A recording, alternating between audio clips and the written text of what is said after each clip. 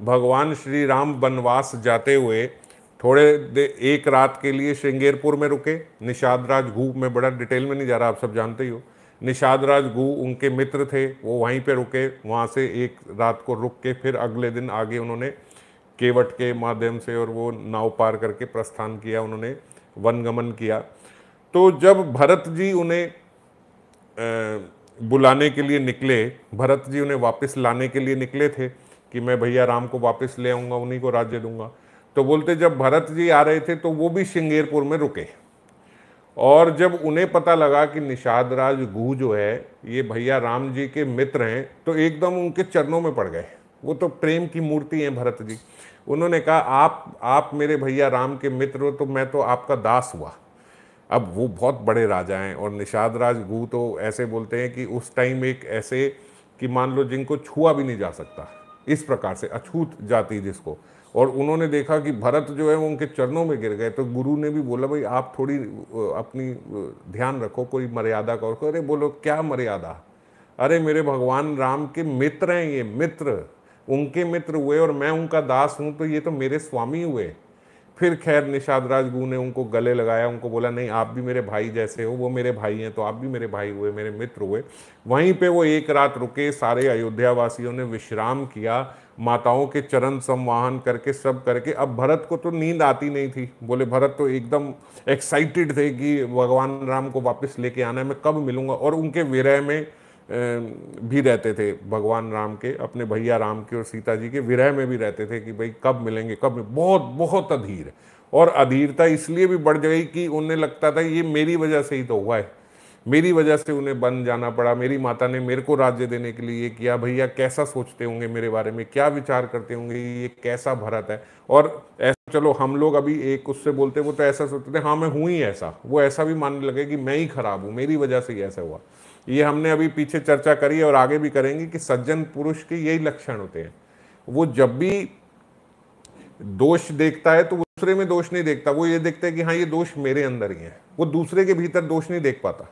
जैसे हम लोग निंदा पे चर्चा कर रहे थे, तो उससे किसी की निंदा बनती ही नहीं, क्योंकि वो ऐसा सोचता है कि ये मेरे से ही दोष हो रहा, मेरे भीतर ही ये ऐसा दोष है, मेरे भीतर ही ऐसा दोष प्रस्तुत हुआ है जो मुझे उनके भीतर दोष दिख रहे हैं, वो दूसरों के दोष नहीं देख पाता।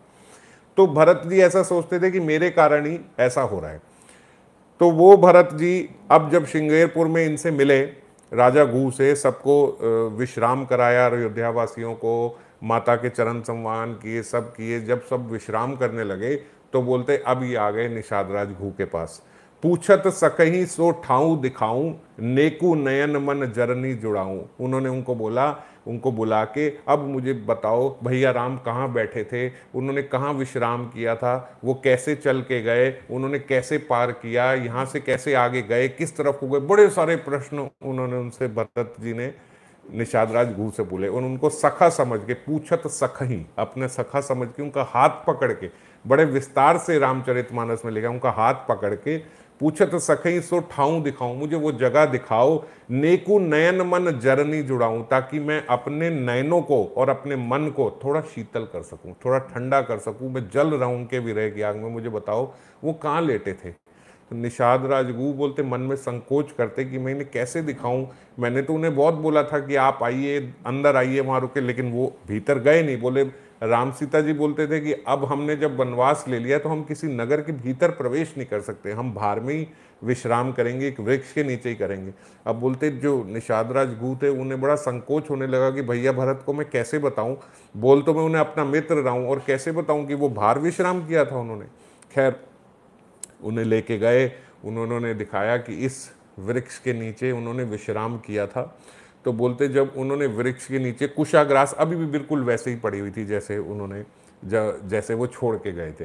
तो उन्होंने जब वो देखा तो आप हैरान हो जाओगे। अब हम चर्चा कर रहे थे किशोरी जी के अश्रुओं की, कि कैसे उनके अश्रुओं ने अर्जुन ने यहाँ सखी बना दिया और ब्रज में प्रवेश करा दिया।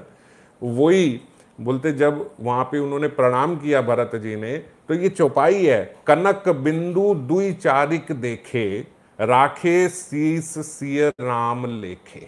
इसको समझो, कनक बिंदु, सोने के बिंदु उन्होंने वहां देखे, कनक बिंदु दुई चारिक देखे, दो चार उन्होंने वहां पे सोने के बिंदु देखे, सोने के बिंदु ऐसे पड़े हुए थे।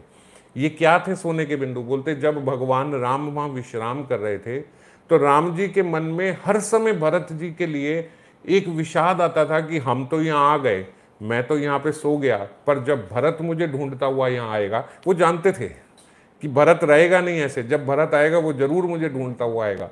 तो बोलते दिन रात आगे गए तो भारद्वाज ऋषि ने भी भरत को बताया, वो हर समय आपकी बात करते थे, हर समय आप ही का नाम लेते थे, आप धन्य हो भरत। तो वो बोलते राम जी उस समय विश्राम करते हुए भी सोच रहे कि हम तो यहाँ विश्राम कर रहे हैं, हम तो इस कुशाग्रास में लेट रहे हैं, भरत कैसे लेटेगा, भरत से नहीं बन पाएगा, वो तो बहुत सुकोमल है, उससे कैसे होगा। बोलते जब उनके भीतर ये विषाद आया तो वही विषाद किशोरी जी के भीतर भी आया, माता सीता के भीतर भी आया, और उनके भरत का सोचते सोचते उनके आंख से अश्रु गिर पड़े, और जो अश्रु उनके आंख से गिरे वही अश्रु कनक बिंदु बन गए। ये अश्रु हैं, साधारण अश्रु नहीं है, वो अश्रु जब गिरे तो वो कनक बिंदु बन गए। और बोलते आज वो कनक बिंदु क्यों वहां पड़े हुए थे? भरत जी के इंतजार कर रहे थे, अश्रु भरत जी का इंतजार करे। कनक बिंदु दुई चारिक देखे, दो चार जब उन्होंने वो सोने के बिंदु देखे, उठा के उन्होंने उनको सिर से लगाया, राखे शीस सिया सम लेखे, जब उनको उठा के अपने सिर से लगाया तो माता सीता के समान लगे, उन्हें ऐसे लगा कि मैया सीता ने मेरा मानो स्पर्श कर लिया हो, और वो शीतल हो गए, उनका नयन, उनका मन और उनके नयन बोलते शीतल हो गए जैसे ही उन्होंने वो अपने माथे से लगाए। तो ये उनके अश्रुओं का कमाल है। हम उनके स्वभाव का, उनके केवल दृष्टिपात का, केवल दृष्टि, किशोरी जी ने दृष्टि डाल दी किसी पे, बस उनका मंगल सोच लिया। और कैसे, आप एक उदाहरण आपको और बताता हूं दृष्टिपात का।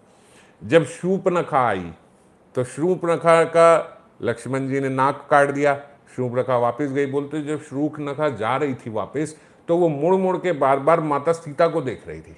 वो क्यों देख रही थी? वो ये देख, और आगे आप रामचरितमानस में अगर पढ़ोगे तो उन्होंने बखान भी रावण के आगे ऐसे ही किया कि उनके पास एक बहुत सुंदर स्त्री है, बहुत सुंदर स्त्री है भैया, वो आपके योग्य ही होनी चाहिए, इतनी विश्व की सुंदर स्त्री उन वनवासियों के पास क्या कर रही है। तो ऐसे ही वो जानती, वो यही देख रही थी कि ये इतनी सुंदर स्त्री है कि इसके चक्कर में इन्होंने मेरा नाक काट दिया।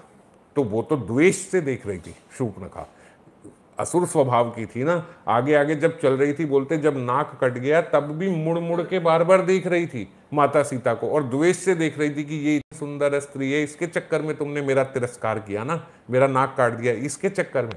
बोलते जब वो मुड़ मुड़ के देख रही थी तो किशोरी जी ने ये भाव नहीं देखा कि ये द्वेष से देख रही है, किशोरी जी ने मानो ऐसा समझा कि ये मुड़ मुड़ के मेरे से याचना कर रही है।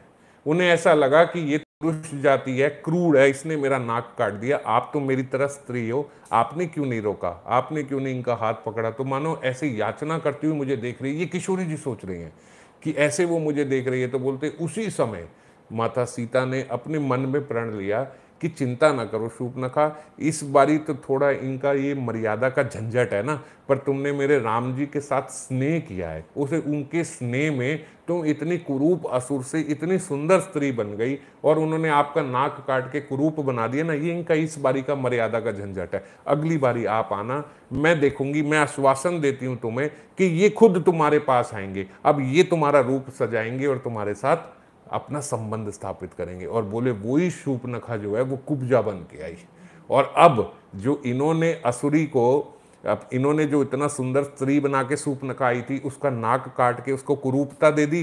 बोलते वहां उन्होंने कुब्जा की कुरूपता ठीक करके उसको सुंदरी बना दिया, वापस वो उन्होंने अपना ठीक कर दिया। और ये किस लिए किया? बोलते ये किशोरी जी की कृपा से। उन्होंने उसी समय प्रण ले लिया था कि यहाँ इन्होंने तेरा काटा है ना, वहां तेरे साथ पक्का संबंध बनाएंगे, तो चिंता मत। ये इनकी दृष्टि की कृपा है बस, केवल। अभी तो वो देख रही है, वो देख रही है द्वेष में, और वो सोच रहे हैं वो मुझसे याचना कर रही है।